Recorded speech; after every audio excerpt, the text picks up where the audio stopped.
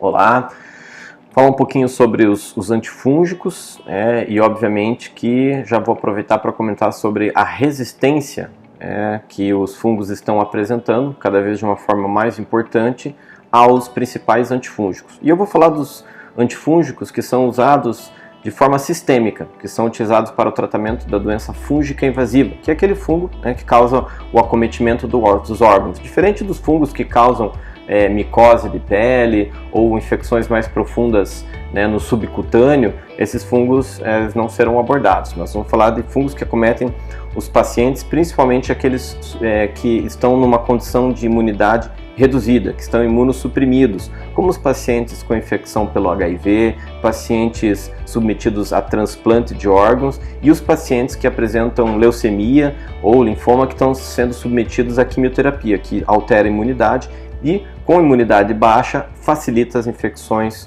fúngicas.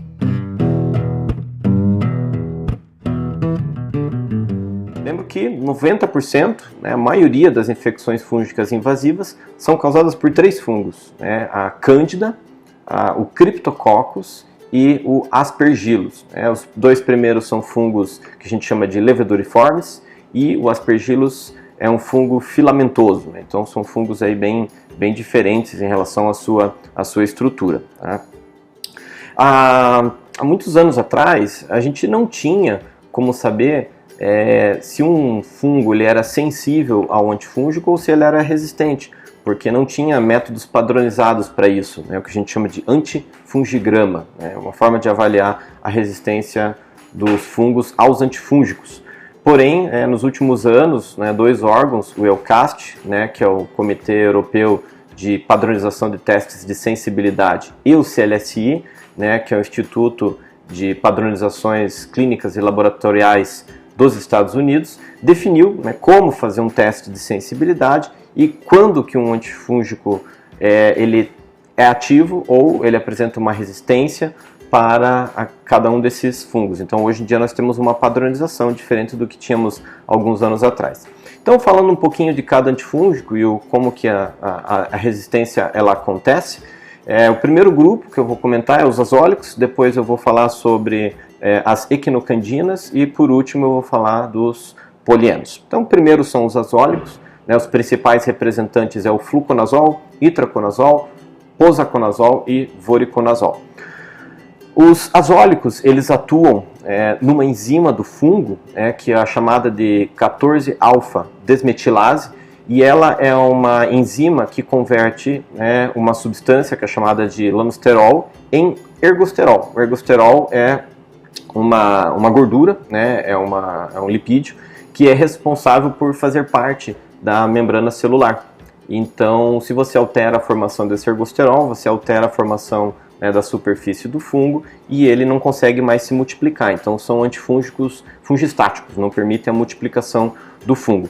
E o gene responsável pela produção dessa enzima se chama, nas leveduras, ERG11, ERG11, e nos fungos filamentosos se chama CYP51, CYP51. Então, já aqui antecipando, quando existem mutações, alterações genéticas nesses genes, vai acontecer uma alteração dessa enzima e essa enzima alterada, o antifúngico não vai funcionar. Então esses são os principais mecanismos de resistência desses fungos aos antifúngicos.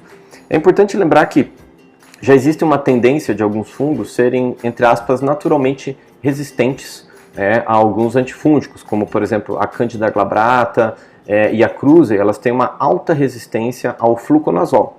Tanto que o fluconazol hoje em dia ele não é mais primeira escolha no tratamento de infecções invasivas por Cândida, a candidíase, a droga de primeira escolha são as equinocandinas, assim como também o itraconazol não é droga de escolha para tratamento da aspergilose pulmonar invasiva, que é a forma que mais acomete os pacientes com doença fúngica invasiva, quando causada pelo Aspergillus. Então, esses antifúngicos eles não são mais utilizados.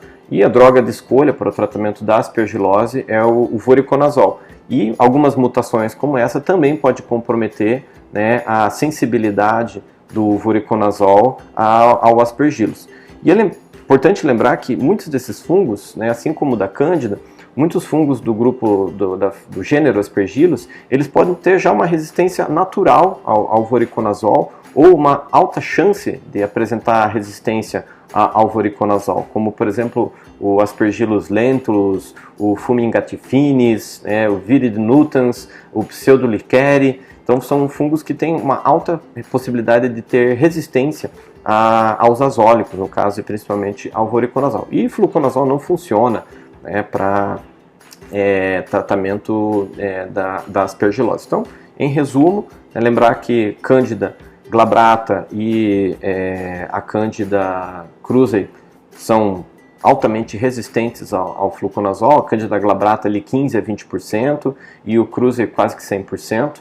A resistência tem aumentado significativamente nos últimos anos devido ao uso excessivo dos azólicos, e é interessante comentar que não só dentro do hospital e no tratamento domiciliar com fluconazol, que é uma droga muito utilizada para tratar candidíase, principalmente candidíase vaginal, micoses em unha, mas também há uma grande utilização de azólicos na agricultura, e esse tipo de uso dos azólicos na agricultura, no cultivo de plantas, flores, isso também pode causar resistência nas infecções humanas também. Então é importante lembrar disso. O outro grupo são as equinocandinas, os principais representantes é a micafungina, a nidulafungina e a caspofungina.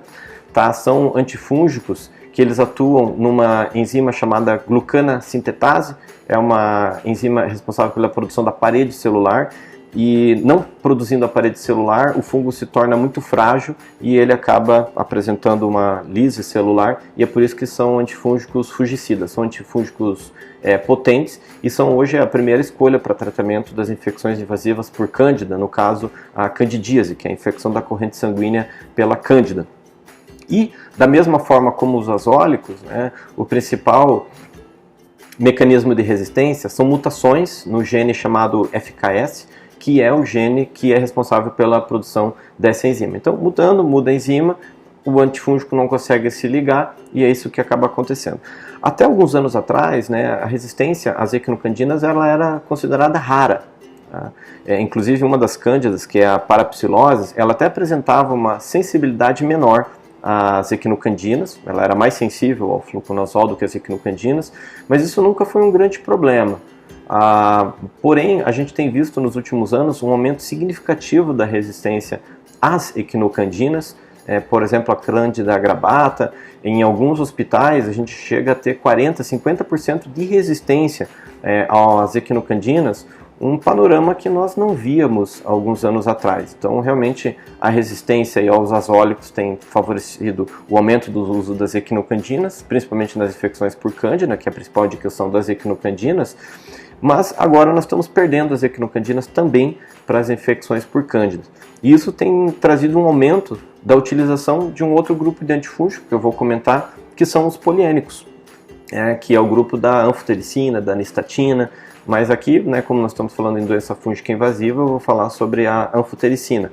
E a anfotericina B, que é a principal droga, ela tem 3 apresentações, que é a formulação desoxicolato, também chamada de convencional, a formulação em complexo lipídico e a formulação liposomal. Essas duas últimas são associações de anfotericina com lipídios, e isso faz com que elas tenham cinéticas diferentes, mas principalmente diminuindo a nefrotoxicidade, que é o principal efeito adverso aí das anfotericinas. A anfotericina B é um antifúngico fungicida. Ele atua se ligando ao ergosterol, que está na membrana celular do fungo, formando canais na membrana, e com esses canais há a saída de eletrólitos e o fungo entra em lise celular, então também é um antifúngico fungicida potente. E da mesma forma como os outros antifúngicos, a resistência também pode acontecer. A resistência que a gente chama adquirida, ela é uma resistência mais rara, Então, a resistência intrínseca, por exemplo, ela acontece com alguns aspergilos, como o nidulans, o térreus, e cepas de cândida resistentes à anfotericina, elas são infrequentemente descritas, mas, obviamente, que nós encontramos de vez em quando. E isso muitas vezes varia de espécie para espécie. Candida albicans, glabrata, cruzi, tropicalis raramente são resistentes à anfotericina. Algumas, né, como por exemplo Lusitane, Guilhermonde, podem apresentar algum grau de resistência, mas também não são tão frequentes como a gente vê nas equinocandinas e nos azólicos. Tá? E eu gosto muito de frisar também que às vezes, por que uma infecção fúngica ela falha ao tratamento? Então, lembrar que não é só a resistência o maior problema na falha terapêutica. O problema muitas vezes é do próprio paciente, quer dizer, essa condição imune dele faz com que ele tenha uma falha ao tratamento, porque a imunidade dele é muito baixa e não adianta só matar o fungo, você precisa melhorar o sistema imunológico para que ele combata essa infecção. A outra questão é muitas vezes a dose adequada dos antifúngicos. O ideal é se a gente pudesse dosar a concentração do antifúngico no sangue para verificar se a concentração está adequada. Então esse também pode ser um problema. E a questão da resistência fica ali como um terceiro ponto a ser refletido. E uma outra situação, né, que eu deixo também ali para o final com relação à resistência é: será que esse fungo não está protegido dos antifúngicos de alguma forma? E a principal forma como o fungo se protege de um antifúngico quando ele está acometendo algum tecido ou algum implante é através da formação de biofilme. E é importante lembrar que as equinocandinas e o fluconazol, elas não têm ação no biofilme da cândida, apenas a anfotericina B. Então, se nós temos uma infecção relacionada ao catéter, uma osteomielite, um implante que esteja com cândida, e naquele primeiro momento a gente não pode remover esse implante, o ideal é que esse paciente receba o tratamento com anfotericina B, que é a droga de escolha para o tratamento de infecções relacionadas a biofilme. Então, é isso que eu gostaria de passar para vocês em relação aos antifúngicos e o que está acontecendo com a resistência. Então, lembrar que é um fator importante no tratamento e é importante que todos os laboratórios que fazem identificação de fungos também façam o antifungigrama. E quando o médico, né, estiver diante de um resultado positivo para um fungo, por exemplo, uma cândida, ele peça ao laboratório: olha, eu quero fazer o antifungigrama, porque eu quero dar a melhor opção de tratamento para o meu paciente.